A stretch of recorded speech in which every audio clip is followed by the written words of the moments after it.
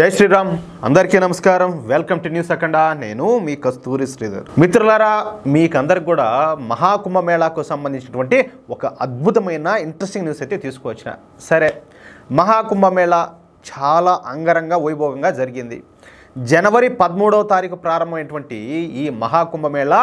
ఫిబ్రవరి 26వ తారీఖు అంటే ఇప్పుడు శివరాత్రి రోజు ముగిసిందనమాట అంటే మొత్తంగా 45 రోజుల పాటు ఈ మహాకుంభమేళా అనేది జరిగిందనమాట అసలు మహాకుంభమేళా ప్రారంభమైనటువంటి మొదటి రోజునే 2 కోట్ల మంది భక్తులు త్రివేణి సంగమంలో పుణ్యస్నానాలు ఆచరించారు ఇక ఈ 45 రోజుల పాటు జరిగినటువంటి ఈ మహాకుంభమేళాలో మొత్తంగా 66.3 కోట్ల మంది భక్తులు పుణ్యస్నానాలు అయితే ఆచరించారనమాట ఈ మహాకుంభమేళాలో ఒకసారి జరిగినటువంటి ఆ తొక్కిసలాట మినహాయిస్తే మిగతా కుంభమేళా మొత్తం కూడా ప్రశాంతంగా ఎంతో అద్భుతంగా జరిగిందనమాట అందుకు కారణం యోగి ప్రభుత్వం తీసుకున్నటువంటి చర్యలే మనం ఇంతకుముందు ఒకసారి ఈ మహాకుంభమేళాలో ఒక 50,000 మంది వరకు పోలీసులు విధులు నిర్వర్తించారని చెప్పేసి చెప్పుకున్నాం కానీ 50,000 మంది కాదంట ఏకంగా 75,000 మంది పోలీసులు ఈ మహాకుంభమేళాలో విధులు నిర్వర్తించినారు అంటే 50,000 మంది పోలీసులు ఈ పోలీస్ డ్రెస్సుల్లో బాధ్యతలు నిర్వహిస్తే మిగిలిన 25,000 మంది పోలీసులు సివిల్ డ్రెస్సులో సీక్రెట్గా పోలీసింగ్ అయితే నిర్వహించారంట అంటే ఎక్కడైనా సరే వీళ్ళు మన హిందూ వ్యతిరేకులంతా ఉంటారు కదా పొరంబొమ్మడా కొడుకులంతా కూడా అంటే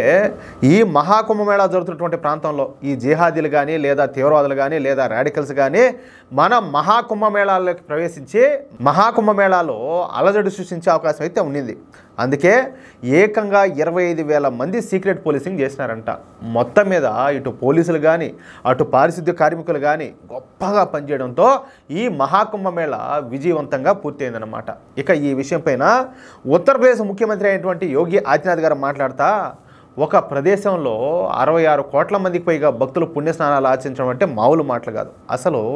అది ఊహించడానికే కష్టంగా ఉండాలి అలాంటిది మన మహాకుంభమేళా ఇంత గొప్పగా దిగ్విజయంగా పూర్తి కావడానికి కారణము మన పోలీసులే అదేవిధంగా పారిశుద్ధ్య కార్మికులు వీళ్ళంతా ఈ కార్యక్రమాన్ని మన కార్యక్రమం అని మన ఇంట్లో కార్యక్రమం అని చెప్పేసి ఓన్ చేసుకొని పనిచేశారు అందుకే ఈ మహాకుంభమేళా పూర్తిగా సక్సెస్ఫుల్గా ముగిసిందనమాట నాకు తెలుసు నేను సీసీ కెమెరాలో నేను చూస్తూనే ఉన్నా భక్తులు తొందరపాటులో ఎక్కడైనా సరే మన పోలీసులను అటు ఇటు నెట్టుకొని వెళుతున్నప్పటికీ కూడా మన పోలీసులు ఎంతో ఓర్పును సహనాన్ని ప్రదర్శించి తమ విధులను అయితే నిర్వహించారు మన పోలీసులు అదేవిధంగా పారిశుద్ధ్య కార్మికులు ఈ మహాకుంభమేళాను ఒక బాధ్యతగా స్వీకరించారు ఇది నిజంగా చాలా చాలా చాలా గొప్ప విషయం ఒకప్పుడు మన ఉత్తరప్రదేశ్లో ఎప్పుడు కూడా ఈ అల్లర్లతో దొంగతనాలు దొమ్మిలు గొడవలతో మాఫియా డామినేషన్తో రగిలిపోతా ఉన్నది అందుకే ఇతర రాష్ట్రాల నుంచి భక్తులు మన రాష్ట్రానికి రావాలంటే చాలా వరకు భయపడతా ఉన్నారు కానీ ఇప్పుడు ఆ పరిస్థితి లేదు అందుకే ఇప్పుడు ఈ జరిగినటువంటి మహాకుంభమేళాకు 66 కోట్ల మందికి పైగా భక్తులు అయితే విచ్చేశారు ఇకపోతే ఈ మహాకుంభమేళాను విజయవంతం చేయటంలో అద్భుతమైన పాత్ర పోషించినటువంటి పోలీసులకు ఒక్కొక్కరికి 10,000 రూపాయలు బోనస్ ఇస్తున్నాను అదేవిధంగా వాళ్లకు ఒక వారం రోజుల పాటు సెలవులు ఇస్తున్నా వాళ్ళు ఈ వారం రోజుల పాటు ప్రశాంతంగా విశ్రాంతి తీసుకోవచ్చు అని చెప్పేసి ఒక మంచి నిర్ణయం అయితే తీసుకున్నారు అంతేకాకుండా ఈ 75,000 మంది పోలీసులకు ప్రత్యేకంగా ఈ మహాకుంభ సర్టిఫికేట్లు అయితే జారీ చేస్తున్నాము అవి దేనికి ఉపయోగపడతాయి అంటే రేపు ఎప్పుడైనా సరే ఈ ప్రమోషన్లో కానీ లేకపోతే ఇంక్రిమెంట్లు ఇచ్చే విషయంలో కానీ ఈ వేతన క్రమబద్ధీకరణలో కానీ ఈ సర్టిఫికెట్లు వాళ్ళకు ఉపయోగపడతాయి అదేవిధంగా పారిశుద్ధ్య కార్మికులకు 10,000 రూపాయల బోనస్ అయితే ప్రకటిస్తున్నా ఇక మనం ఈ మహాకుంభమేళా ఖర్చు పెట్టింది ఎంతో తెలిసిన కేవలం 7,500 కోట్ల రూపాయలు మాత్రమే కానీ ఈ మహాకుంభమేళా ద్వారా మనకు వచ్చిన ఆదాయం వచ్చేసి 3.5 లక్షల కోట్ల రూపాయలు ఈ డబ్బును ఉత్తరప్రదేశ్లో మౌలిక సదుపాయాల కల్పనకు ఉపయోగించున్నామంటూ